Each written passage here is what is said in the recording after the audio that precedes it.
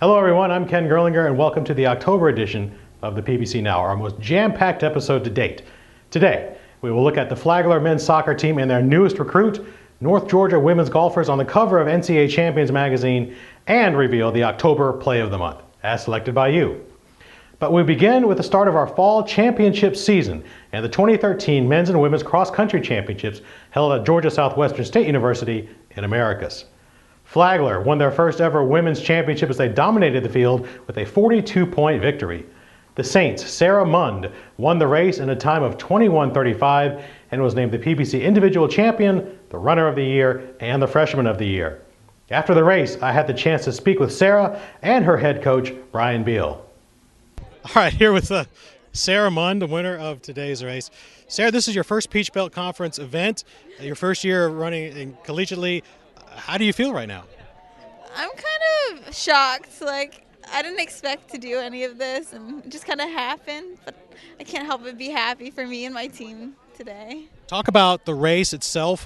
There was a large group of runners at the front. You were a part of that. At what point did you think to yourself or know that you needed to break away from that? I knew I wanted to run the first lap with them, and that was really nice to have them. It was a solid group. I was impressed by how many people were up there. And then once we got to the start of the second loop, I was ready. All right, I'm going to start going. And they went with me for a while, but then eventually just kind of broke away. You won by a pretty considerable margin. Is there any point where you kind of looked behind you and didn't see anybody? Well, something I don't do, but conveniently at the quick little turnaround, I couldn't help but see where people were. So that's where I noticed. I was like, okay, I feel kind of good. Do you relax or you go harder? Well, I kind of relaxed for a second, but then I kept hearing names right behind me. So then I was like, all right, I got to go. All right, Sarah, thank you very much. Congratulations for everything. All right, here with Coach Brian Beal at Flagler College. Coach, what a day. Talk about everything. Yeah, it's a great day. We talk a lot about having no expectations coming in, so we didn't want to think that it was ours to lose. But deep down, you're telling yourself it's ours to lose. You want to go out there and execute the plan, and they ran great. I mean, the guys ran awesome. They all PR'd. We just didn't have it today as far as the team goes. The conference is getting fast, and that's great. The women's side, we knew that if we went out and ran our race, that it was going to be us in Columbus, and it was close, but they all showed up. Corey Mundy and Sarah Mund, I mean, both champions. That's got to be just gratifying for you. Yeah, I mean, it's tremendous.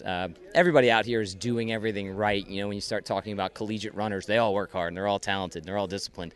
But these are two savvy kids. They really get it. And when you got a high-level runner, you can really get past the go do these repeats, and you can start talking strategy and start talking how your mind's supposed to be functioning in a race like this. And it was brutal watching it, seeing them go back and forth, but we knew with a mile to go that these two were as tough as anybody in the field. And when it got to a mile out and you just look at their face, okay, they got it. This is a good one. On the men's side, PBC history was made as, for the first time, there was a tie in the team standings. Both GRU, Augusta, and Columbus State finished the run with 47 points, bringing the PBC tiebreaker into play. The tiebreaker examined how GRU's top runner finished compared to CSU's top runner, all the way through team's first 5 runners. After the tiebreak, GRU Augusta came away with the championship with a 3-2 edge. I caught up with GRU Augusta head coach Adam Ward after the race. All right, I'm here with Coach Adam Ward of the Peach Belt champions, Georgia Regions. Coach, we'd never had a tie. How close did you think it was? I knew it was very close. I was nervous from the beginning, I'll be honest, because it just, we had our one in front of theirs, our 2 in front of theirs, but then it was kind of jumbled up. And when you start throwing individuals from other teams in there, it gets really close. And without having an official scores before the results were announced, it was, we were just kind of biting our nails. Talk about the effort of your team today, the effort they put forth in running with the Columbus State runners, keeping them in their sights, and the effort they put forth. Yeah, it was honestly just a complete total team effort. I was so happy that our guys were able to off a very hot, fast, early pace. I think the first mile was 4:43, and they were able to just keep battling and fighting and things like that. And I think that, we just tried to persevere and just kind of fall back on our training and remember all the things we've done. And they knew that the guys they had to find were the guys from Columbus, and that's what we concentrated on. Individually, Flagler's Corey Mundy ran the 4th fastest time in PBC history with a 24:29 to win the individual championship. He is the first Flagler men's runner to claim the individual title, and I spoke to him following the run. All right, here with Corey Mundy. Corey, talk about today's race, and I mean, did you come in here expecting to win? Well, I had high expectations coming in. I knew Jaden Brandt was a good runner to go against. I didn't know about the Clayton State runner. I didn't hear much about him, but I knew Jaden would be the one to race against. So my race tactic was just to stay on him the whole race and go out mile 4. And when we got to mile 4, I surged, took the lead, and I just started grinding it out. And I knew that's the only way I had to win was to grind out for a whole mile. Talk about the end of the race. It looked like you had an extra gear there the last, 250 yards. Well, everybody's got heart in the last 250 yards of a race. Everybody's got that. It was just coming into the last finish, I was pretty much fatigued, done. Everything was shaking, and I knew once I saw the field, I would have the energy to go. So once I saw it, I just started running, started picking it way up, dropped an extra gear, because I knew Jaden was close behind. Everybody was yelling his name, go Jaden, go Jaden. So I was just like, better go now.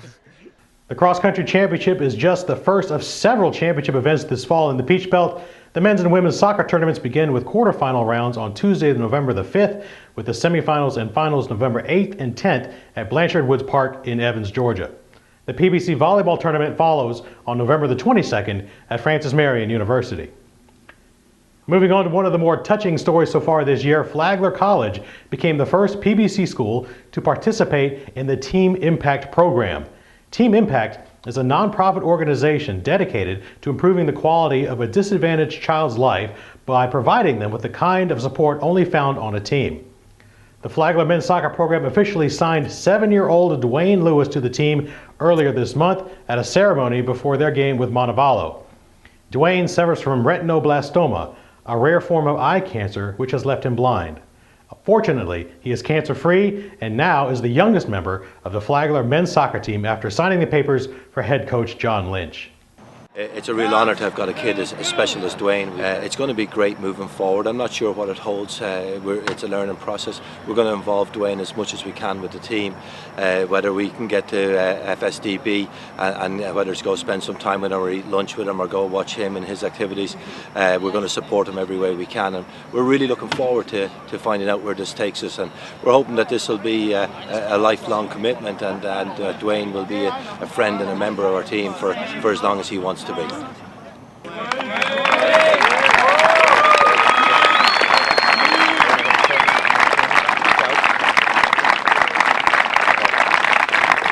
Dwayne's favorite number is 28.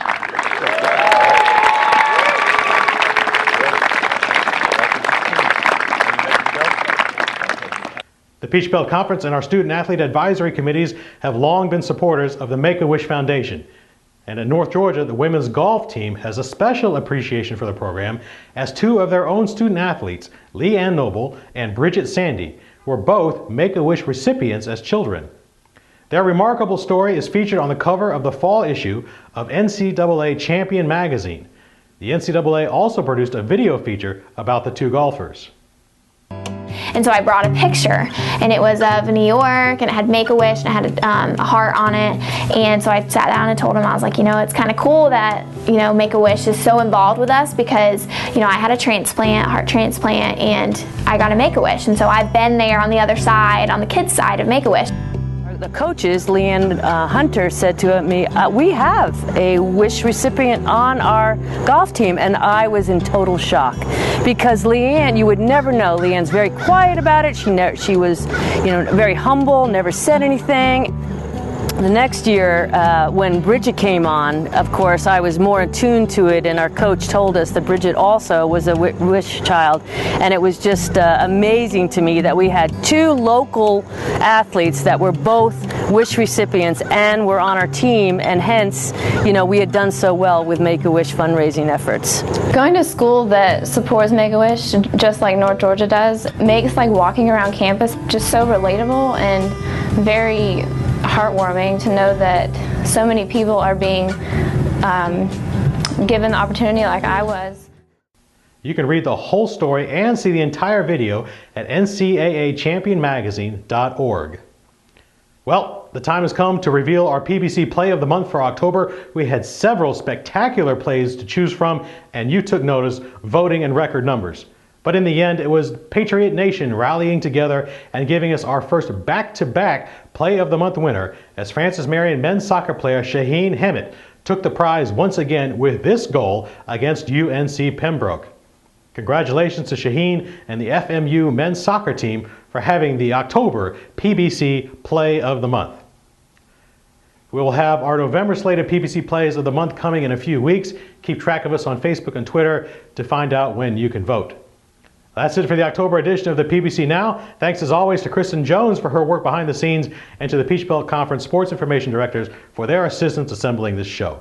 I'm Ken Gerlinger, and we will see you again next month on the PBC Now.